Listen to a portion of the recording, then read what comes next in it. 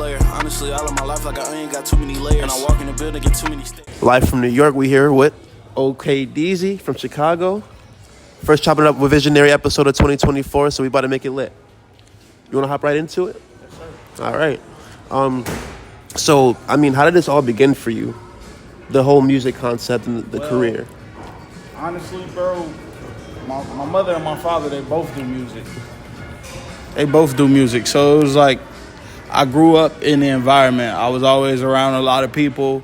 My dad's been around names from, we heavily involved in the Chicago scene. Everybody, you could do your research on these people, but like he's been in the studio with artists like Twista, Kanye West, even before when he was 18, still making beats, trying to get his name out there. It's I don't know. Yeah, we got deep roots. I come from a real musical family. Everybody in my family either sing or rap or do something, man. So I don't know. It was kind of just forced upon me, but the idea of taking it serious, I don't know. My dad also, he does as well. He's performed the shit like Rolling Loud and BT Experience events and shit. But I don't know. I just always heard more myself. Like when I was younger and I would make songs, I knew I was better than all the other kids my age. So it was just like I could pursue this.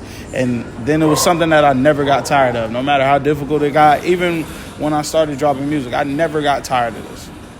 So it was like, I know this is what I want to do. I played basketball, I got tired of it. I played football, and I was damn good. I got tired of it. It was just like, but this was something that, like, I just love this one thing. It's funny you mentioned how you played sports and everything, because I was going to ask you if you had any other goals in mind in terms of passions, because I know people don't typically just jump right into music. They have a passion for something else that they see themselves growing up and being in the NBA, the NFL, things like that. I wanted to be Derrick Rose, bro. I'm not going to lie. I thought I was that. I wanted to be Derrick Rose. I swear to God. I trained so hard, man. But it was just like whenever the time came and I was playing competitively, I'd always find something else to do, and I'd go out of town, and I miss games, miss practices, and I come back and I'm behind. I don't know. I just could never stay involved. And, yeah, but I thought I was pretty good, bro. And with that being said, the career path that your family maybe have always seen you in was music then, without a doubt. Did you begin by singing, or was it always rapping? For me, I always liked to rap, but we all sang. My mother used to make me and my brother sing, just for sport. Like, she'll think of a song, and we gotta learn the song, and if we can't sing it with a perfect harmony, we'll get in trouble or some shit like that. But it was like boot camp my whole life. When I was 13, I went out to LA, and then for like the next, I say 3-4 years, every night I was out there. I'm in the studio for 5+ hours.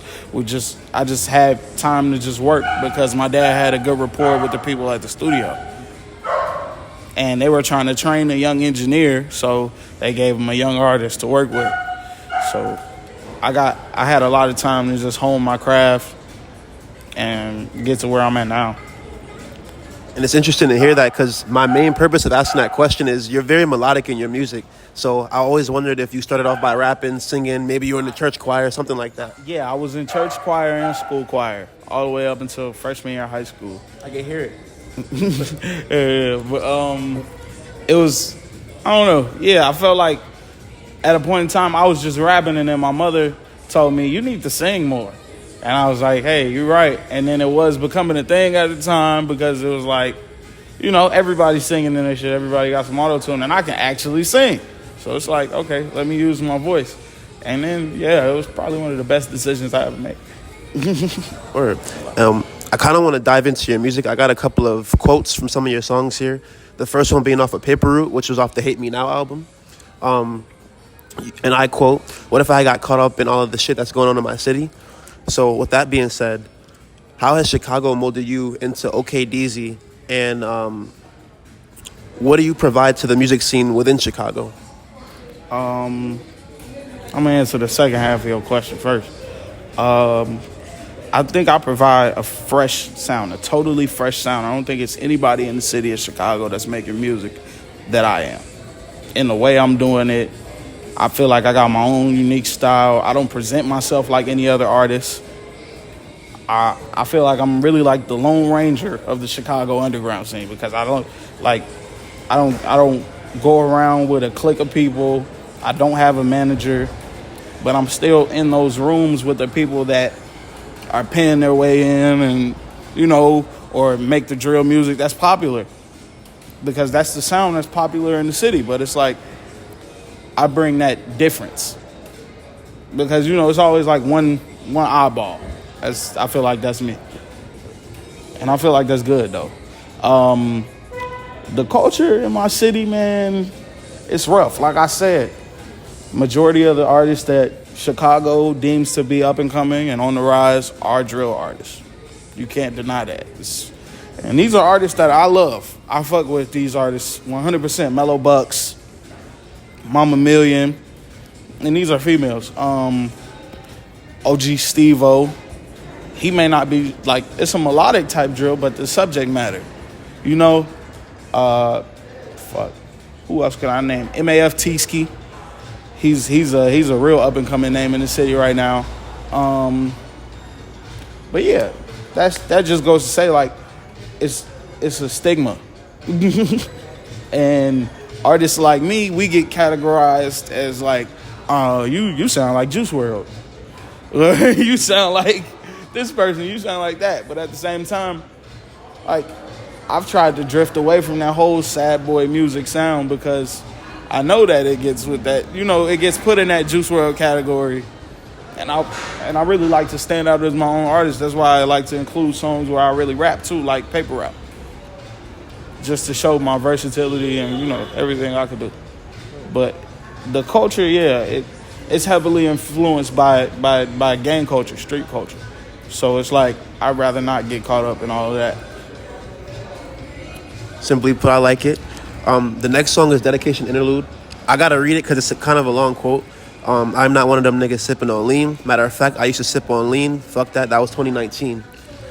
I took that as you were reflecting on the child that you once were and becoming the young man you are now, right? So what are some of the things that you had to experience in order to not only mature in life, but in your music in general? Honestly, it was just like growing up in general. I lost a lot of people. I lost my auntie, God rest her soul. 2 of them in the same year. And that took a heavy toll on me. That was in 2020. But 2019, I was going to parties. I was drinking lean. I was drinking liquor. I don't even like liquor. I hadn't smoked weed yet. So I was just ingesting all this shit. And I don't know. I got real fat, bro. Like, I was, like, real bad overweight.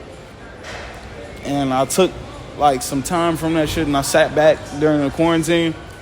And for a while, I was depressed, bro, just because, like, I didn't have access to that shit anymore. And I felt like my life was boring. But then I found my ambition again, bro. Like, I got an awakening because I had people still fucking with my music. No matter what was going on, I was dropping in the quarantine. I'm putting up solid numbers.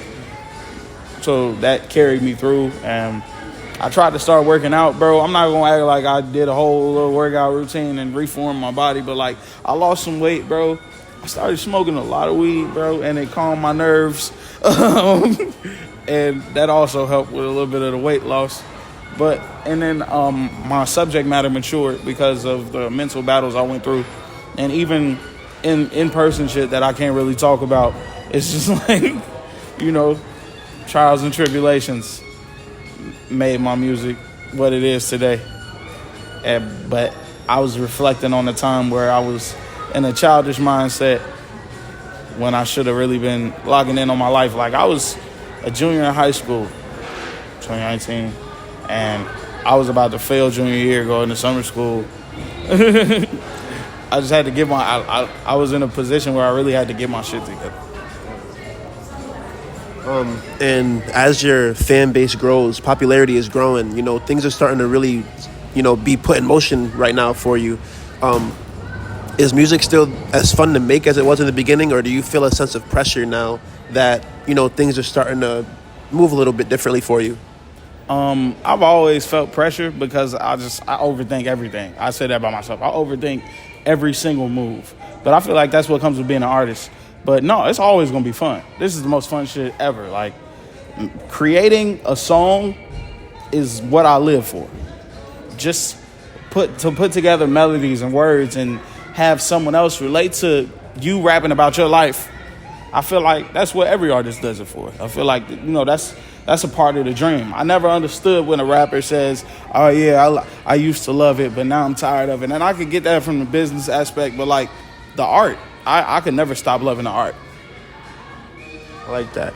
And recently, June 2023, you got a chance to showcase some of that art on the Radar Freestyle for the BET Awards. How did that come about, and exactly what was the experience like being out there? Man, I've been waiting to tell this story, bro, because it's so crazy, dog. I flew to LA, and I was just flying out there. I was going on vacation. They told me it was BT weekend. That's what I came for. I didn't come to do On the Radar. I didn't know that was gonna happen. Yeah. I get in an Uber after I get off the plane at LAX, and they said, all right, we're going to send you to this location. I pull up, and there's a big-ass tent. It says BET. I'm in pajamas, the T-shirt I had on in that video. I'm in pajamas and some slides. I'm walking into the parking lot, and I'm like, am I at the right fucking place? And then I see my dad's car. So I'm like, okay, I'm here. And my manager's coming out the building. A black truck pulls up, and Coco Jones gets out. So I swear to God, bro, I try and run to my car so I can change my clothes. I fucking changed outside in the parking lot, put some jeans on, threw my shoes on, and then we walk in, and I'm standing around, I'm looking around. It's a bunch of stars everywhere, bro. Like, it was so many names in there, I can't name them all. We're going to be here all day. Right. Bro, but everybody's just walking around, and my manager taps me. He says, hey, yo, come with me to the back. I walk all the way to the back, and Gabe P is standing at the booth talking to Midwest. And I'm like, oh, shit. He said, you ready to do your freestyle? I'm like, all right. And the Gabe P was like, all right, you got 3 beats to pick from. And he played me 3 beats. I was like, play them again, because I wasn't really listening, bro. I was fucking shook. I'm like, I'm about to do On the Radar freestyle. I got to, And then he played this drill beat. I was like, okay. And then I spit, bro, but like that was what it was. They gave me like 3 takes to, redo it and get my shit right, bro. And Gabe was a cool ass dude, bro. I told him like, I'm gonna be back, bro. And he was like, just keep working. And everybody says that, bro, and I get it, bro. He's brushing me off. But at the same time, like, I'm really about to see y'all. So it's like, I just wanted them to know, like, this is just the beginning of something. And, like, that really put a battery in my back, bro. Because even though, like, a bunch of people did that shit. Everybody that walked up to the booth could rap. So it wasn't like, I was a 1 in a million pick. But it still did a lot for me. Because, that's a big-ass platform. But I was just like, all right, I'm going to seize this moment. And if we do well enough in this next year, they'll want me to come back. They'll call me to come back. I wouldn't have to pay to get back home. So that's what I'm working for now. But that definitely put a battery in my back. Like, oh, yeah, I got to turn this shit up now. Like, presentation got to be better. Everything got to be better. That's why I tried to drop, like, at least 5 visuals for the last project. And for this one, I got some crazy shit coming. Yeah, I had to ask you about that one simply because I seen it on your Instagram, and then that was it. You know what I'm saying? I didn't see no explanation, no story. I was like, damn, how the hell did he even get on there? And that was the whole thing. Like, it was just like, basically they were trying to spam content so they could build their page, and I could tell. But it's just like, he did the intro and everything. They clipped it. We took the pictures. I didn't get the pictures. So I was like, all right, I see what that was, bro. And I appreciate it nonetheless. But, like, I want to, do that shit right. So. All right, we're gonna get into a little bit more exciting things, too, within your career. You recently got a co-sign from Chance the Rapper. I also want to hear the story about that because I seen the original video that you did about the first time you listened to acid rap. I thought that was pretty dope. And then maybe an hour or two later, I see that that video is blowing up. Yeah. You want to go into that? Man, that was probably the craziest morning of my life. Nah, so I don't like to talk about this, but everybody can do their research on this. My dad is Chef Sean. Chef Sean and Chance are cousins. And my dad texted Chance that morning, sent him the video, because I posted it the night prior. And he sent it to him, and he said, look at your cousin. I think I still got the screenshot. But he was like, look at your cousin. And then he said he went crazy. And then 5 minutes later, like, he sent me that screenshot, and 5 minutes later, I get a notification. Chance the Rapper reposted your video. I was like, nah, what the fuck? Because, you know, like, it's love, bro. And that's not a connection that I really, like, have like that. I can't say, like, oh, yeah, I was just on the phone with Chance. Or something. You know, like, he's still Chance the Rapper to me. No bullshit. He's an icon.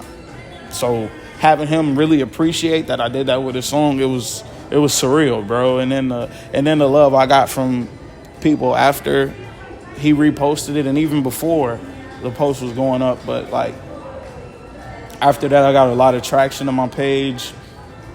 I was going to events in Chicago, people I never met before. Oh, yeah, Chance reposted you. Yeah.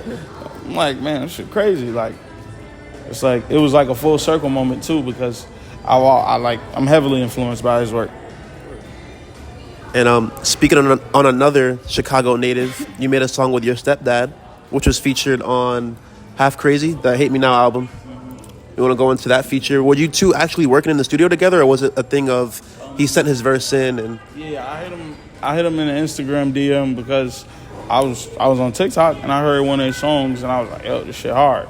So I'm like not even knowing the wave he has going, like, because I was fresh to his music, but like as soon as I heard it, I knew I wanted to work with him.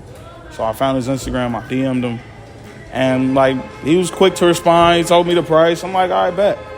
I sent it through because it's never been a problem. I feel like if I want to work with somebody and they charge, like, you know, we all do this. It's a business. I want somebody to pay me too, shit, if I'm asking for a feature. But, you know, I did it in hopes of building a connection because, you know, we both from Chicago. We both upcoming. And, you know, we did build that connection. He's a good dude. I met him in person, you know, solid guy. But that verse, yeah, he sent it through the email, and it was crazy. He sent that shit, like, the same night, I believe. But, like, it was on the button. It was exactly what I needed, and the song has done wondrous amounts. the world works in mysterious ways, because I had some of these questions written out months ago when I was supposed to see you in Chicago. Yeah. And it just so happens that I seen your stepdad a couple of weeks ago in Hartford. So I met him recently, too, which is pretty crazy. Fire, but while we're on the topic, is there anybody else from the Chicago area that you're interested in working with? Hell yeah, man. Sonny. I would love to work with Sonny. Shit. Two people I named earlier, Mama Million, Mellow Bucks. Would love to work with them. Fly Nari, I don't know if you heard of him. Shit, bro. Who's some? It's, bro, because there's so many people that, you know, Khalil. I like Khalil. Little League, too. Just some of the, like, you know, people that's really making noise in Chicago. They got, like, a real different sound, bro. And that's what I need, gang. I just need people that's coming with something different, dog. And plus, you know, I work with a lot of, you know, great artists out there already, like Wavy Wave, Dream Key, fucking D from the City. These are all people I'm real tapped in with, close with. But, yeah, bro. Anybody that's willing to work. If you fire OG Steve-O, I would love to work with OG Steve-O. He's fire. It's a lot of people that No More Heroes that I would like to work with, bro. It's a lot of names. G Herbo, though. If anybody's asking, G Herbo. That's the feature I want. If anybody, like, any other Chicago artists, it don't really matter. G Herbo. Swervo. Back to your music, though. I kind of want you to really think about this. It's not anything crazy, but at what point do you consider a project finished? Like, how many songs is too much for an album? When do you consider something to be done and ready to be put out? I feel like if you got more than 15 songs, you just spamming at that point, bro. I like even Jace with the 30-song albums and Yeet with the 30-song albums. Like, I like their music, dog. I'm not gonna listen to all that shit, bro. What happened to 10-track albums?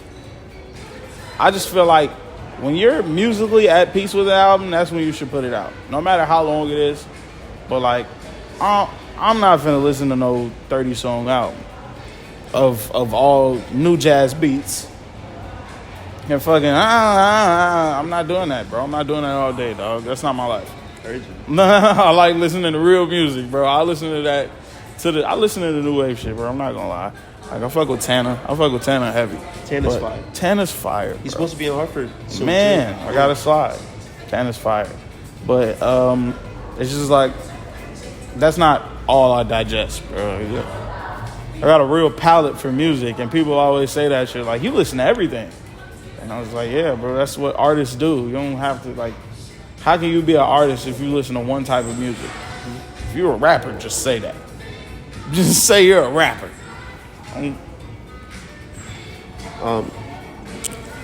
This is about somewhat like your discography. It's a theme within your discography. You have two themes that I kind of pointed out within your albums. So you have like a space theme. You got Nasakid, My World, Son of the Moon, Star, and then I kind of took this away from two projects, and you can correct me if I'm wrong, but like Hate Me Now and Hate Me Later, or not Hate Me Later, Hate Me More, sorry. They kind of hit more on like the ego and the pride of the people around you and maybe even yourself at times. Yeah. So how did you come up with these concepts? Well, when I came out with Hate Me Now, I was at a position where I felt like, bro, I was doing consistent work. I was putting out good work, and I was getting recognized by these pages, and I just felt like people was rejecting it because they think I sound like someone, or they just don't rock with it. And I understand that, like, if you don't rock with it, bro, it's just not for you. But at the same time, like, I know I'm putting out quality shit, bro. So it's like, you niggas must hate me. It was like really like an ego trip, but I don't know. I fucked with it. It was more so like me making myself the villain, because now it gives me a more cutthroat approach to how I do business in this game. It was just more so me changing my persona, because I felt like I was being too soft with everybody. Because you mentioned earlier that the On the Radar freestyle put a battery in your back, and I feel like these two projects specifically, was you putting the battery in yourself? Yeah. You were telling people you got it yourself, and I thought that was pretty cool. Consistency. So 2023 was the second time in which you released more than one project in a year. 2020 was the first time. So do we expect that again? Yeah, you had 3 projects 2020, and then 2023, I think you did 2 projects as well. So what should we expect from you this year? It's still early, so what should we expect? Well, I just came out with a project. I got some shit geared up for February, because I got a bunch of love songs and I want to drop them. I got a bunch of R&B type stuff, and I got a crazy scheme. So February, I got more music coming around Valentine's Day. So yeah, I say expect a lot of music, man. I got hella music, and I just feel like it's time for the world to really recognize my shit. So if I got to be the most consistent in the world to do that, then that's what I'm gonna do. I like that answer. I got 2 more, because you answered like 5 of them within some of your questions. So some of your answers. So the last 2, how would you describe your music to someone that's maybe not, have heard of you before? I say,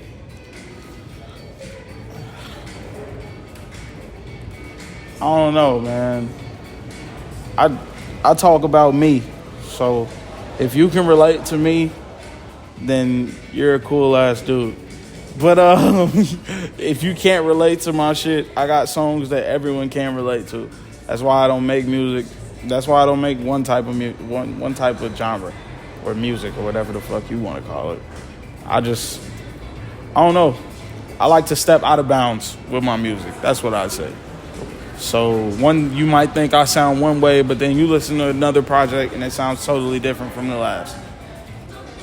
At least that's what I try and do. Now, if I sound the same, y'all let me know, because then I gotta change some shit.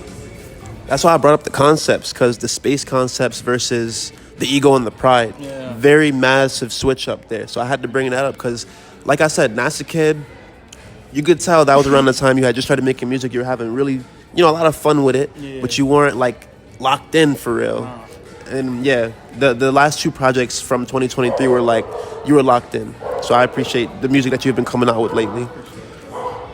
And aside from the music, just to give your fans a little bit of a better perspective on who you are as a person, how do you keep your inner child alive? Well, I still go out and hoop, man. I play video games and shit. I love playing shit. Like, when new video games drop, bro, I feel like a little kid again, bro. Like, when that new Mortal Kombat just came out, I just played the story again, bro. Like, the Spider-Man game, bro, that, like, it's like I'm reliving my childhood. I remember playing Spider-Man on PSP in my fucking basement, bro. It's, yeah. I like to go on bike rides and shit. Sometimes I just go to the playground and fuck around, bro. I don't know. I like to, keep my energy up, because not only, like, it's not just keeping your inner child alive, but it's just about being happy, bro. I've been at a point where I was real fucked up and real sad. I just want to be happy now, so do whatever I got to do for that. Well, Okdeazy, that's been chopping it up with Visionary, live from New York today. I do want to say again, I do appreciate you calling me out here, having me chop it up with you. I appreciate the opportunity, for real. Always. Check out Okdeazy. He's got some more music dropping on the way. Check out them love songs coming. February, right? February. But right now, To Be Honest, I'm Tired. It's out now on SoundCloud. Dropping on all platforms Monday, January 29th. So yeah, man. Fuck with y'all, man. It's been chopping up with Visionary. Niggas ain't brought, they can't bump on the beach. 2 girls said I live, I go fuck all your niece. Riot can't be talked